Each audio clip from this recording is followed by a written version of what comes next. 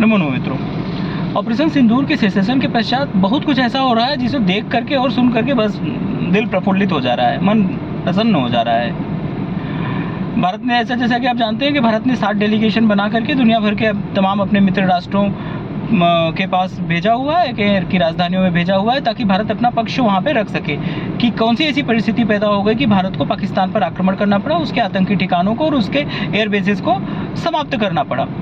आखिर वो कौन सी ऐसी परिस्थिति थी कि भारत को हथियार उठाने पड़े। इन सब की बातों में, चूंकि अंतर्राष्ट्रीय राजनय का मामला है, तो अंतर्राष्ट्रीय राजनय में जो हमारे सहयोगी होते हैं उनको अपनी बातें बतानी होती है। नैरेटिव वार का एक तरह से हिस्सा होता है, नैरेटिव बनाने के लिए, अपनी बातों को स्पष्ट रूप से रखने के लिए, क्योंकि चाहे परिवार हो या विश्व हो, उसमें ऐसा माना जाता है कि हमें पड़ोसियों से संघर्ष नहीं करना चाहिए, मिलजुल के रहना चाहिए।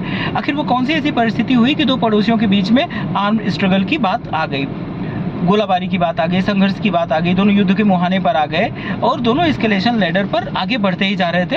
अचानक 4 दिनों में युद्ध जो सेसेशन हो जाता है वो किन परिस्थितियों में होता है आप सभी लोग परिचित हैं। लेकिन मेरा कहने का तात्पर्य ये है कि मैं वो नहीं बताना चाह रहा हूँ कि युद्ध क्या हुआ, क्यों हुआ और कैसे इसमें सेसेशन हुआ, और मैं उसके बाद की घटना के बारे में चर्चा करना चाह रहा हूँ। भारत जो कर रहा है पाकिस्तान वही कर रहा है, मतलब एकदम से दिशाहीन, जैसे सरकटे मुर्गे की तरह ना, वो किसी भी तरह उड़ान मारता है, उसी तरह से पाकिस्तान किसी भी तरह उड़ रहा है। वो बस भारत को देख रहा है और रिएक्शन कर रहा है। भारत ने 7 कमेटीज बनाई, पूरी दुनिया के देशों में भेजा, तो पाकिस्तान भी स्वयं चल पड़ा। वहाँ के विदेश मंत्री चल पड़े, शहबाज शरीफ चल पड़े, और वहाँ के सेना प्रमुख जिनको फील्ड मार्शल, जिनको मजाक में लोग फील्ड मार्शल भी कहते हैं, सैयद आसिफ मुनीर जी, वो भी चले हुए हैं साथ साथ में, क्योंकि कोई अंग्रेजी बोलने वाला चाहिए ना। ये सब तो भिखारी और बेवकूफ़ लोगों की जमात है, कैसे कम्युनिकेट कर पाएंगे। तो सेना भी चल रही है। वैसा भी आप जानते हैं कि वहाँ पर जो राजनीतिक सत्ता होती है वो तो सिर्फ मुखौटा होती है, पीछे से तो स्ट्रिंग, पीछे से कमान तो सेना के ही हाथों में होती है। तो जो भी कोई अगर विशेष निर्णय वाली बात होती है और कोई विशेष कार्य करना होता है जिसका प्रभाव अंतर्राष्ट्रीय स्तर पर या देश की आंतरिक राजनीति या कहीं पे होता है, तो सेना उसमें फ्रंट के रूप में होती है, वो पीछे जरूर खड़ी रहती है, वो पीछे से स्ट्रिंग खींचती रहती है। तो शहबाज शरीफ के साथ वो भी गई हुई है और तमाम सैनिक जो भी इनके डेलीगेशन गए हैं, वहाँ पे सेना के विशिष्ट अधिकारी भी उनके साथ गए हुए हैं। अब मैं शहबाज शरीफ पे आता हूँ कि शहबाज शरीफ आज अजरबैजान में है। अजरबैजान कौन? अजरबैजान वही टर्की का टॉमी। तो अजरबैजान गए हुए हैं और ये समाचार आ रहा है कि अजरबैजान, टर्की और पाकिस्तान का वहाँ पे एक शिखर सम्मेलन भी होने वाला है। तो अब आइए जान लेते हैं कि ये क्या है टर्की, जो कि आप अगर इतिहास में आपकी थोड़ी भी रुचि होगी तो फर्स्ट वर्ल्ड वॉर के समय तुर्की का जो राजा होता था वो पूरी इस्लामिक वर्ल्ड का खलीफा होता था।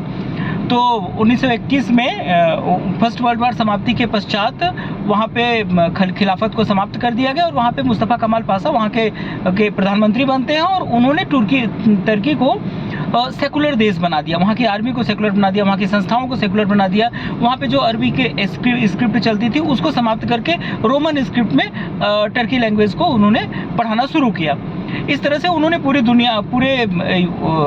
टर्की है, टर्की को पूरी दुनिया के लिए खोल दिया। उन्होंने वहाँ पे ओपन इकोनॉमी, मतलब यूरोपियन मॉडल की अर्थव्यवस्था और राजनय, इन सारी चीज़ों का वहाँ पे विस्तार किया। उनका मानना था कि ये टर्की को एक मॉडरेट होना चाहिए।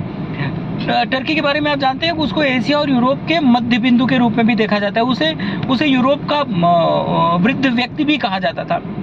लेकिन मुस्तफ़ा कमाल पाशा ने अपने छोटे शासनकाल में ही टर्की को एक औद्योगिक देश के रूप में स्थापित कर दिया, वहाँ पे औद्योगिक क्रांति ला दी और देखते ही देखते टर्की एक खुशहाल देश के रूप में प्रसिद्ध, पूरी दुनिया के रूप में अपने आप को स्थापित कर लेता है।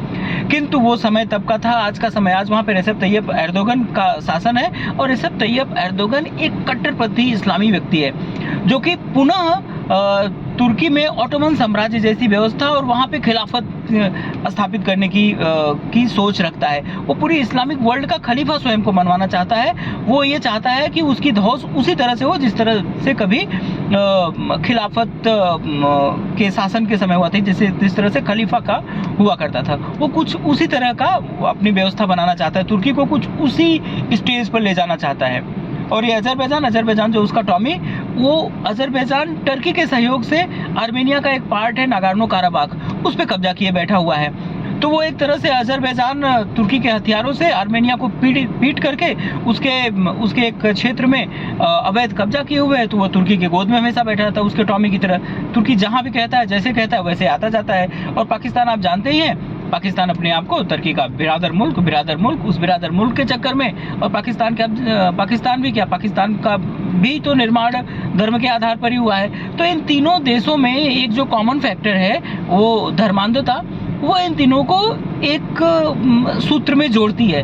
अब इन तीनों का वहाँ पे संगठन बन रहा है, तीनों शिखर सम्मेलन कर रहे हैं। जान रहे किस लिए शिखर सम्मेलन कर रहे हैं? कि भारत को किस तरह से कंटेन किया जाए। अरे बेवकूफ़ों, तुम लोग अगर हिंदी की एक कहावत सुने होते तो शायद ये शिखर सम्मेलन न करते, वो भारत के विरुद्ध न करते, तो क्या कर पाओगे यार, तुम लोग मच्छर हो। हिंदी में कहावत है ना, अंधे अंधा ठेलिया दोनों कूप पड़ंत, मतलब एक अंधा अगर दूसरे अंधे को रास्ता दिखाए तो निश्चित है कि दोनों कुएं में पड़ेंगे। और यहाँ तो 2 अंधे नहीं, यहाँ 3 अंधे हैं, अजरबैजान, टर्की और पाकिस्तान। जब 3 अंधे एक दूसरे को रास्ता दिखाए तो कहाँ जाएंगे? मेरे मन में ख्याल आता है ये तीनों मरियाना ट्रंच में गिरेंगे, जहाँ से निकल भी नहीं पाएंगे। जय हिंद, जय भारत, वंदे मातरम।